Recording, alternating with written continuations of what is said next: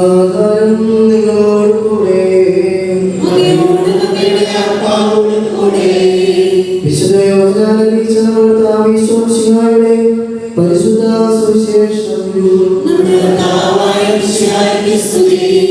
സത്യം സത്യമായി ഞാൻ നിങ്ങളോട് പറയുന്നു, ആട്ടിൻതൊഴുത്തിലേക്ക് വാതിലിലൂടെ അല്ലാതെ മറ്റു വഴിയിൽ കിടക്കുന്നവൻ കള്ളനും കവർച്ചക്കാരനുമാണ്. എന്നാൽ വാതിലിലൂടെ പ്രവേശിക്കുന്നവൻ ആളുകളുടെ ഇടയിലാണ്. കാവൽക്കാരൻ അവന് വാതിൽ കൊടുക്കുന്നു. ആളുകൾ അവന്റെ സ്വരം കേൾക്കുന്നു. അവൻ തന്റെ ആളുകളെ പേര് ചൊല്ലി വിളിക്കുകയും പുറത്തേക്ക് നയിക്കുകയും ചെയ്യുന്നു. തനിക്കുള്ളതിനെല്ലാം പുറത്താക്കിയിട്ട് അവൻ അവയ്ക്ക് മുമ്പേ നടക്കുന്നു. അവനും അവന്റെ സ്വരം തിരിച്ചറിയുന്നത് കൊണ്ട് ആളുകൾ അവനെ അനുഗമിക്കുന്നു. അവ ഒരിക്കലും അപരിചിതരെ അനുഗമിക്കുകയില്ല. അന്യരുടെ സ്വരം അറിയാത്തതിനാൽ അവ അവരിൽ നിന്ന് ഓടിയകലും.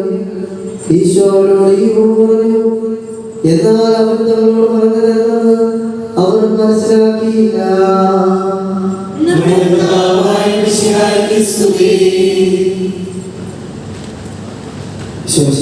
ഏറ്റവും സ്നേഹം നിറഞ്ഞ മാതാപിതാക്കന്മാരെ, സഹോദരി സഹോദരന്മാരെ, വാത്സല്യമുള്ള കുഞ്ഞുമക്കളെ, നമ്മളെല്ലാവരും നമ്മുടെ ഇടവക തിരുനാളിൻ്റെ അതിനുള്ള ഒരുക്കത്തിൻ്റെ ഒരു കാലഘട്ടത്തിലൂടെയാണ് കടന്നു പോയിക്കൊണ്ടിരിക്കുന്നത്. വളരെ പ്രത്യേകമായി ഇന്നത്തെ സുവിശേഷത്തിലൂടെ നമ്മൾ കണ്ടുപിടിക്കപ്പെടും. ആ ഒരുക്കം എപ്രകാരം വേണമെന്നുള്ള ഒരു ചിന്തയാണ് സുവിശേഷം നമ്മളോട് പറഞ്ഞു വരുന്നത്. ലേഖനഭാഗത്ത് നമ്മൾ വായിച്ചു കേട്ടു, ഇന്ന് മനുഷ്യര് അല്ലെങ്കിൽ ദൈവം തിരഞ്ഞെടുത്ത ദൈവത്തിൻ്റെ ജനം എപ്രകാരമാണ് ദൈവത്തിലേക്ക് വരുന്നത്, അല്ലെങ്കിൽ ദൈവത്തിൽ നിന്ന് അകന്നു പോകുന്നത് എപ്രകാരമാണെന്ന് നമ്മളോട് പൗലോസ്ലീഹ പറഞ്ഞ് മനസ്സിലാക്കി. എന്നാൽ സുവിശേഷത്തിലെ യോഹന്നാൻ ശ്ലീഹ നമ്മളോട് പറഞ്ഞു വെക്കുക, ഈശോ ആരാണെന്നും ദൈവജനം ആരാണെന്നുമാണ് പറഞ്ഞു വെക്കുക. ഈശോ തന്നെ തന്നെ അവതരിപ്പിച്ചിരിക്കുന്നത് ഇടയനാണ്. ദൈവം തിരഞ്ഞെടുത്ത ജനത്തെ ആട്ടിൻകൂട്ടമായിട്ടാണ് യോഹന്നാൻ ശ്ലീഹ പറഞ്ഞു വെച്ചിരിക്കുന്നത്. ഇവ നമ്മളിൽ വായിച്ചു നോക്കുമ്പോഴത്തേന് ഈശോ തൻ്റെ പരസ്യ ജീവിത കാലത്തിൻ്റെ ദൗത്യം എന്താണെന്നാണ് യോഹന്നാൻ ശ്ലീഹ പറഞ്ഞു വയ്ക്കുക. ദൈവം തിരഞ്ഞെടുത്ത ജനത്തിന് ഇടയനാകാനായിട്ടാണ് ഈശോ മിശിഹ ഈ ലോകത്തിലേക്ക് വന്നത്. നമുക്കറിയാം, നാം ഇപ്പോൾ ആയിരിക്കുന്നത് ആരാധന വത്സര കാലത്തിലെ ദനകാലത്തിലേക്ക്. ഈ ദനകാലത്തിൻ്റെ ഏറ്റവും പ്രധാനപ്പെട്ട ചിന്ത എന്ന് പറയുന്നത് ഈശോയുടെ പരസ്യ ജീവിതമാണ്. ഈ പരസ്യ ജീവിത കാലത്താണ് ഈശോ ദൈവമാണെന്നുള്ള ഒരു വെളിപ്പെടുത്തൽ നടത്തുന്നത്. ഈശോയുടെ മാമോദീസയുടെ സ്വർഗ്ഗം തുറക്കപ്പെടുന്നതും തൃത്വൈക ദൈവത്തിൻ്റെ വെളിപ്പെടുത്തലുമൊക്കെ നമ്മൾ കണ്ടു കഴിഞ്ഞു, അതേക്കുറിച്ച് ധ്യാനിക്കുകയൊക്കെ ചെയ്തതാണ്. ഈശോ മിശിഹ തൻ്റെ ജീവിതത്തിലൂടെ ദൈവപുത്രനാണെന്ന് ദൈവജനത്തെ ബോധ്യപ്പെടുത്തുന്നു.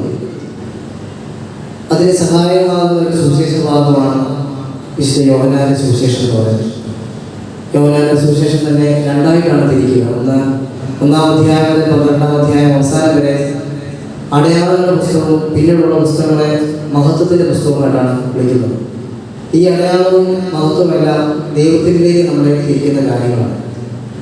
ഈശോ മിശിഹ ഈ ലോകത്ത് ചെയ്ത എല്ലാ അത്ഭുതങ്ങളും അടയാളങ്ങളായിട്ടാണ് സൂചിപ്പിക്കുക. ദൈവമാണെന്നുള്ള ഒരു അടയാളമാണ്. കാരണം അത്ഭുതങ്ങൾ പ്രവർത്തിക്കാൻ ദൈവത്തിന് മാത്രമേ സാധ്യമാവുകയുള്ളൂ. ഒരു പൂർണ്ണമായ ബോധ്യമാണ് ഈശോ മിശിഹ തൻ്റെ അടയാളങ്ങളിലൂടെ അത്ഭുതങ്ങളിലൂടെ നമുക്ക് കാണിച്ചു തന്നിരിക്കുന്നത്. പിന്നീട് നമ്മൾ കാണുന്ന മഹത്വത്തിൻ്റെ പുസ്തകം എന്ന് പറയുന്നത് പിതാവായ ദൈവത്തിലേക്ക് മഹത്വപ്പെടുത്തുകയാണ്. പിതാവായ ദൈവത്തെ മഹത്വപ്പെടുത്തുകയാണ്. അതായത് നമുക്കൊരു പിതാവായ ദൈവമുണ്ടെന്ന് ഈശോ മിശിഹ തൻ്റെ പ്രവർത്തനങ്ങളിലൂടെ കാണിച്ചു തരികയാണ്. അത്തരത്തിൽ ഇന്നത്തെ അടയാളങ്ങൾ വെച്ച് നോക്കുമ്പോൾ ആട്ടിൻപറ്റവും ഇടയനും നമുക്ക് നൽകാൻ നോക്കുന്ന ഏറ്റവും വലിയൊരു അടയാളമാണ്. ഈശോ മിശിഹ ഈ ലോകത്തിലേക്ക് വന്നതും ദൈവത്തിന് ദൈവജനത്തോടുള്ള സ്നേഹത്തെ പ്രതിയാണ്. സുവിശേഷം നമ്മൾ വായിച്ചു കേട്ടു, ആടുകൾ തൻ്റെ ഇടയൻ്റെ സ്വരം അറിയുന്നു. ഇതാണ് നമ്മുടെ ജീവിതത്തിലേക്കും ദൈവം പറഞ്ഞു വെക്കുന്ന ഒരു കാര്യം. നമ്മൾ ഇടയനെ തിരിച്ചറിയുക, ഇടയൻ്റെ അടുത്തേക്ക് തിരിയുക, ഇടയനെ മനസ്സിലാക്കുക. ഈ ലോക ജീവിതത്തിലേക്ക് നമ്മൾ നോക്കുമ്പോൾ ഒരുപാട് വ്യാജ പ്രവാചകന്മാരും നമ്മൾ വഴികളൊക്കെ തെറ്റിപ്പോകേണ്ട ഒരു സാഹചര്യങ്ങളൊക്കെ ഉണ്ടാകുന്നു. പക്ഷേ ദൈവത്തിലേക്ക് നമ്മുടെ ഹൃദയങ്ങൾ തിരിക്കുമ്പോൾ നമ്മൾ നടക്കേണ്ട വഴി എത്രത്തോളമാണെന്നും എവിടേക്കുമാണെന്നുള്ള ലക്ഷ്യബോധം നമുക്ക് നൽകുന്നു. ആ ഒരു വലിയ സന്ദേശമാണ് ഇന്നത്തെ സുവിശേഷ ഭാഗം നമ്മളോട് പറഞ്ഞത്. ഇടയനെ തിരിച്ചറിയുക, ആളുകൾ ഇടയനെ തിരിച്ചറിയുക. നമ്മുടെയൊക്കെ പ്രാർത്ഥനാ ജീവിതത്തിൻ്റെ ഒരു അടിസ്ഥാനം എന്ന് പറയുന്നത് ഇത് തന്നെയാണ്. ഇതിലൂടെ നമ്മളോട് ആവശ്യപ്പെടുന്നത് നമ്മുടെ ജീവിതത്തിൽ ഒരു പ്രാർത്ഥനാ ജീവിതം ഉണ്ടാകുവാൻ വേണ്ടിയാണ്. ശരിയായ രീതിയിൽ നമ്മുടെ പ്രാർത്ഥനാ ജീവിതം ഉണ്ടാകുമ്പോൾ നമുക്ക് വഴി തെറ്റാറില്ല. അത് നമ്മളെ ഏത് വഴിയാണ് കറക്റ്റായ വഴിയിലൂടെ തന്നെ നമ്മൾ നടക്കുകയും ചെയ്യും. അങ്ങനെ ഒരു ദിശാബോധം നമ്മൾ എത്തിക്കുന്ന ഒരു സുവിശേഷ ഭാഗം കൂടിയാണ്. നമ്മൾ ഈ ജൂബിലി വർഷത്തിലായിരിക്കുമ്പോൾ തന്നെ പ്രത്യാശയോടെ യാത്ര ചെയ്യുന്നത്. അപ്പോൾ പ്രാർത്ഥനയാകുന്ന പ്രത്യാശയോടെയാണ് നമ്മൾ യാത്ര ചെയ്യുന്നത്. ദൈവത്തിലേക്ക് പ്രാർത്ഥനയിലും പ്രാർത്ഥനാധിഷ്ഠിതമായ ജീവിതത്തിലേക്ക് മുന്നോട്ട് നയിക്കുവാനുള്ള ഒരു വലിയ ആഹ്വാനമാണ് ഇന്നത്തെ സുവിശേഷം നമ്മളോടായി പറഞ്ഞു വയ്ക്കുക. ഈ ചിന്തകളോട് തന്നെ നമുക്കായിരിക്കാം. ഈ ചിന്തകളോട് തന്നെ നമ്മുടെ ഇടവക തിരുനാളിനെ നമുക്ക് വരവേൽക്കാം. പ്രാർത്ഥനാധിഷ്ഠിതമായ ഒരു ജീവിതത്തോടു കൂടെ, പ്രാർത്ഥനാധിഷ്ഠിതമായ ഒരു ചൈതന്യത്തോടു കൂടെ നമ്മുടെ തിരുനാളിനെ നമുക്ക് വരവേൽക്കാം.